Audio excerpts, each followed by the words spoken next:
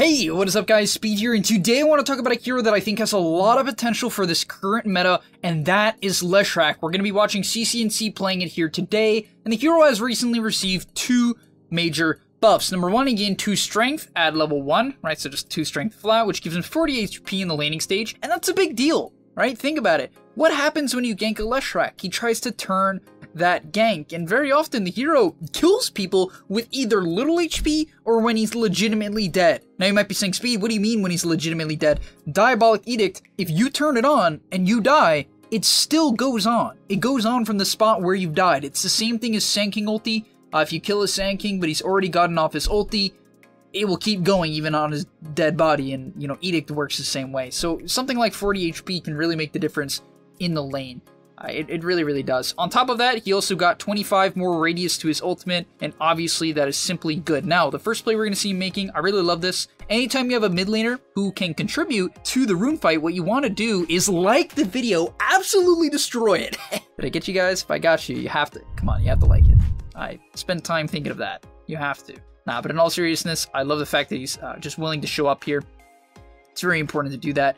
Even though his rune ends up getting denied and they don't end up getting a kill, at least he doesn't end up getting a kill, it's still very worth it to help out his team secure first blood, which enables Clockwork to have a very good game. Did you know that GameLeap is currently 50% off? If you use the discount code Dota50 right now, you're gonna get 50% off. We don't do this all the time, and so really your best opportunity to get to the next level, to break through the current rank that you are and start to understand Dota on a higher level is right now. So you need to click the link down below, use the code Dota50 when you go sign up, 50% off. That's crazy. That's half off. And now let's get into the video. Now getting into the laning stage as Leshrac, this is where things get a little bit hard, and I think this is a large reason why the hero has a very low win rate. There's a couple of things you can do, right? So you can max out your Edict early on and play for roaming, right? Go for ganks, try to take towers. Or what you can do is what CCNC is doing here, which is putting a point in Lightning Storm at level 2. Now, the reason why you want to do this in a matchup such as Void Spirit Leshrac is not only for the pressure, right? It's good, you do a bunch of damage, it allows you to pressure out the Void Spirit, but it also, and most importantly, allows you to secure CS. Now, the stun does that as well, but it has a long cast time, and it's a much shorter range. So the point of the E is against heroes with high damage, you should be using it to secure CS. The next thing you want to do is rush a bottle. I really am fond of this idea.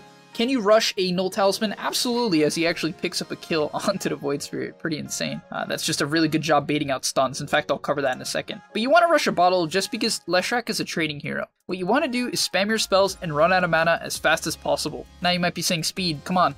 I'm not just gonna spam my spells on the ground and waste mana, right? No, but what you want to do is anytime your opponent is looking for a CS, you want to look for a stun, right? Every single time, look for it. It's much easier against melee heroes such as Void Spirit, but you can see he wants to contest this melee creep, right? Just, he's thinking about it, and because of that, he's able to clip him with the stun. Also, when you're playing Leshrac, always cast the stun behind them.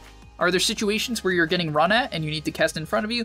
Yes, but in the lane, usually if people see your animation, they will turn around and try to run. It's a natural instinct, and that will allow you to connect on a lot more stuns. So we are going to see CCNC do 2 very important things. Besides just getting the bottle, he's going to buy 2 mangoes and drop all of his stat items before buying it. Then he's going to pick up a null, he queues up a stick as well, and basically to go behind Leshrac is to become very tanky. You need to buy a lot of stats, and then you're going to brawl or farm with these stats. And you know, this is the very simple method for, frankly, most of these intelligence heroes in the early game. Also, you will note that he has 2 points in Edict, and that's really why I'm trying to emphasize, guys, this point in Lightning Storm is to secure creeps and chip people down in the lane. It is not the spell you're likely going to be maxing out. It is the spell you would max out in the past, like in TI5. But Edict is just, it's so valuable. It gives you things that no other hero really has. You just kill anyone you want and take any tower you want. Upcoming here, I really love the efficiency from CCNC, and let's cover this clip. So, what he's going to do is he's going to push out the wave that spawned at 4:30, right? So you push this wave out as soon as possible. He nuked it, he cast some spells, and then after that he's going to run to the small camp, farm that, right? Contest the rune, gets it. Actually, oh, there was a rune there from the start. I guess that's the next level strat, just never pick it up. so your mid laner can get a bottle. Maybe that's somewhat legit, actually. I never really seen that, but huh. And then, even though that wasn't, I'm assuming, intentional, he's able to get that rune, use his bottle, and frankly saves the rune. typically what you'll do is farm the camp, pick up the 5-minute rune, farm the camp again, then go back mid. In this case, it's kind of an exception, but I hope you guys get the point. The next thing I do want to mention as well is that he's going to gank the top lane. Now, a lot of people might be saying, well, why doesn't he just go run mid, right? Why doesn't he take advantage of the fact that Void Spirit is level 5? Well, first things first, he's almost level 6, which then makes it very dangerous for Leshrac to be anywhere close to mid. One rotation from any hero can secure the kill onto the Lesh. But most importantly, it's just dangerous. Like, taking this tower is purely dangerous. It's very hard to actually dive anyone as well. They'll always be able to kite you because it's under a tower, and so instead what you can do is simply walk to the side lane. In this case, he's actually just going to straight up run at the Arc Warden with the help of the Dark Seer. Now, he does end up going down. Unfortunately, he did miss his stun, which cost him his life there. But you guys can see he understands early into the game his role in the match, and that is so important. You have to know who you kill before the game starts. So if we look at the enemy team, does he want to gank a Legion? Maybe. Maybe if Void is Chrono, it's actually a pretty free kill. There you go. In a lot of games, you do have to be careful about ganking a Legion as most heroes because she's really fast and tanky, but in this game, we can do it. Then, the second thing he wants to say is, can I kill a mid laner? Not really, especially if he's going Dissimilate build. It's too hard to catch him, so that's not really an option. And the last option is the safe lane. Can I gank an Arc Warden? Absolutely. So he ganks the Arc Warden. Also, it's important to note your teammates. Does a Darkseer and a Clockwork help me kill the Arc Warden? The answer is yes. Surge is such a good ability for him to be able to actually kill the Arc Warden, and that's what you guys need to do if you want to become an efficient ganker in the mid lane. You need to know exactly what your teammates do and if they can help you before the game starts, and so when you gank, you've already made the correct play and you are not ganking a useless lane. Now let's get into items. Items are so important on Lesh. I see people get it wrong all the time. Literally all the time. So you see what he's going here, guys? He has a wand, he has raindrops, he has a null, boots, bottle, and a windlace. A lot of small items. And I mean a lot, because Leshrac needs them. If you do not buy these items, and you rush Mana Boots, you will have 800 HP and explode like a balloon. It's actually pop like a balloon, but you guys get the point. Now here he gets gone on, and this is the power of Leshrac. He actually can look to turn here, right? Now he ends up going down. You can see that he slightly overcommits, but why does he turn? Let's talk about it. There's a very specific reason why and when he turns around. So he turns on Edict, and he knows right here he has the tower buff. The tower buff is a big deal. You get the regen, the armor, and most importantly, he knows that TPs can come in. So once they commit here, he knows he can turn. He has maxed out Edict. It's one of the strongest abilities in the game. It allows you to 2v1, and he has his ultimate on, and because of that, in combination with his stats, he can man up here. The one mistake he made is he did not cast his Lightning Storm when the Legion was approaching him, which is a slight mistake, but you can see the Edict stays on when he dies. I mentioned this earlier, look, the Edict stays on when he dies, and because of that, the Legion kept ticking, and the Silencer is able to pick up, actually a full return kill, which is a big deal. Nearly gets the Void Spirit as well. So make sure, if you get ganked, don't panic, right? When you get ganked, do not panic. It is very, very important to cast your Edict and turn on your ulti. That is how you defend ganks as Leshrac 100% of the time. Next up here is just some high MMR gameplay. I love seeing this. You know, this is something that just top tier players concoct. They know what heroes they can work well with, so the Void is going to shift over to mid, and that's the only reason why CCNC dives here. It is, right? If the Void wasn't here, he wouldn't do this. It would be way too dangerous.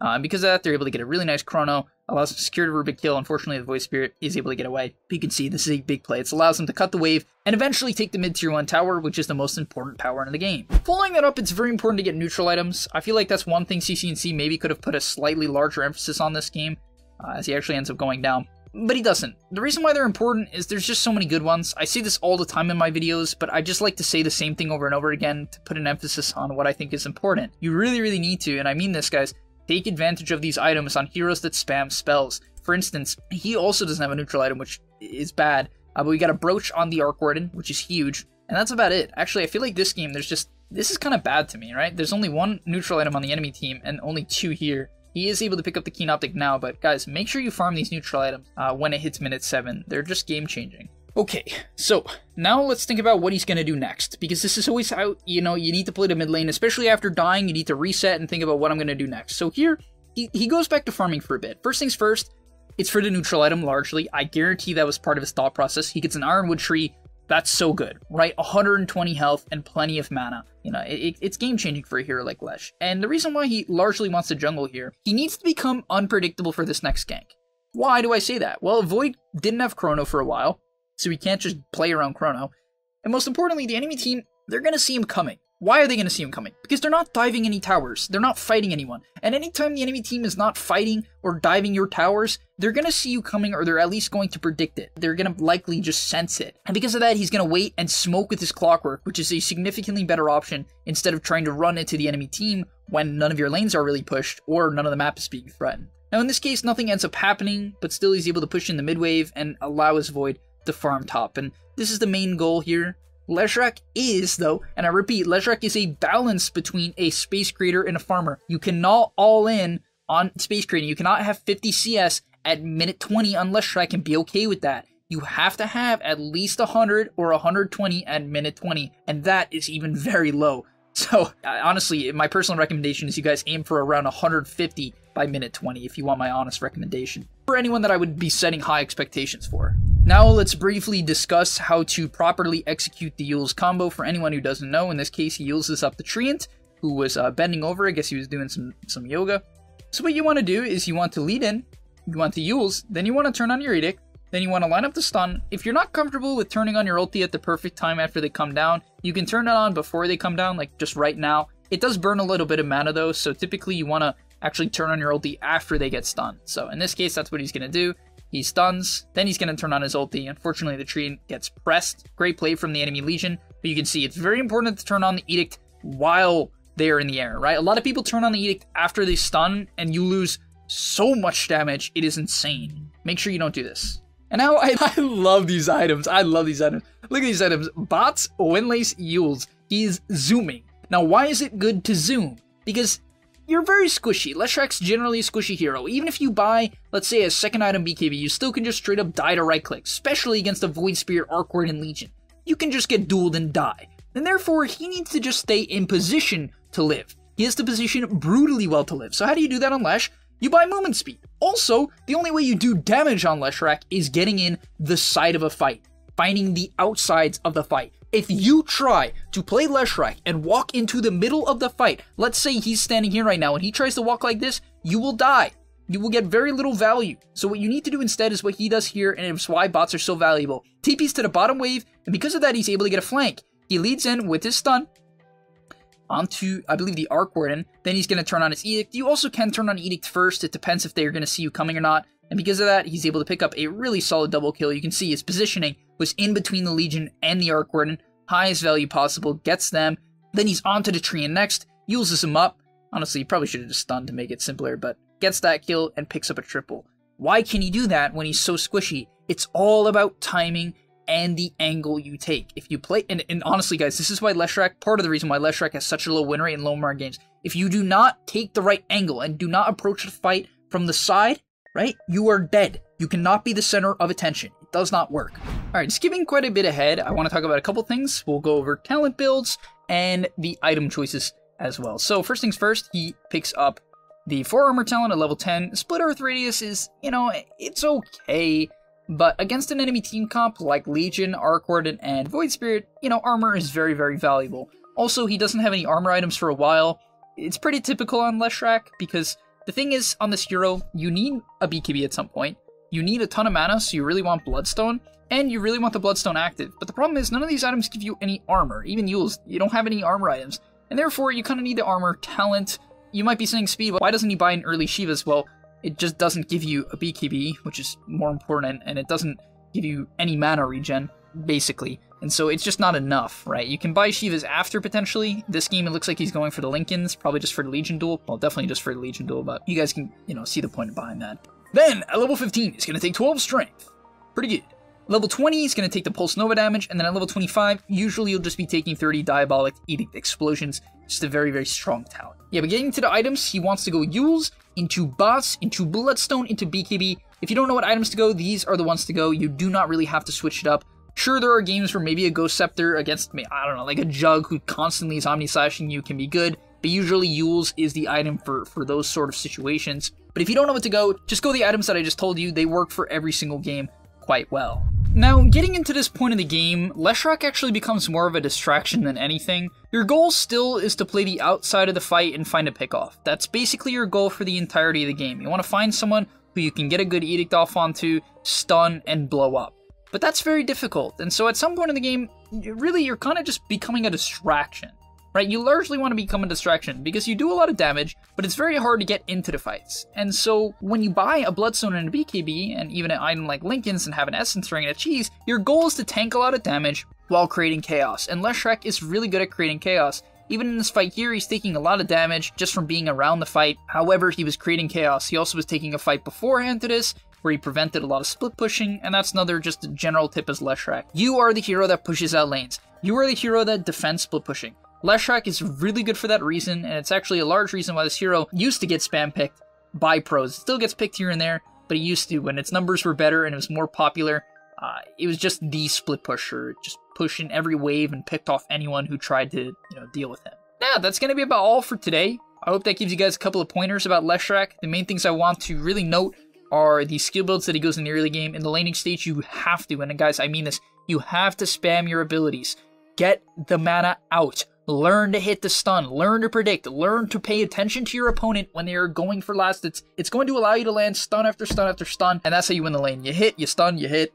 Rinse, repeat, rinse, repeat. But thanks for watching. I hope you guys enjoyed. Give Leshrac a try. If you're going to, let me know in the comment section down below, and I'll see you in the next one. Peace. Before you leave, just want to say a quick message. If you're trying to get better at Dota or you just enjoyed that video, I know this is pretty general, and you're going to hear this quite a bit from me, but I recommend you sign up to GameLeap.com. Why? Because I put a lot of effort into the content over there, and generally the effort I do there is different from the content you're going to see here on YouTube. It is different. In fact, I usually go a lot more in depth on topics or into niche topics that help you get to the next level even faster. Because on YouTube, I often have to keep it more mainstream. And that's even why I'm putting it at the end of this YouTube video. That's why this is at the end, because a lot of people just watch 5 minutes, they skip through just for like the dopamine spike. But if you are interested in actually getting better at Dota, I recommend you go to the description down below. Do not forget 50% off on the GameLeap website right now if you want to become broken.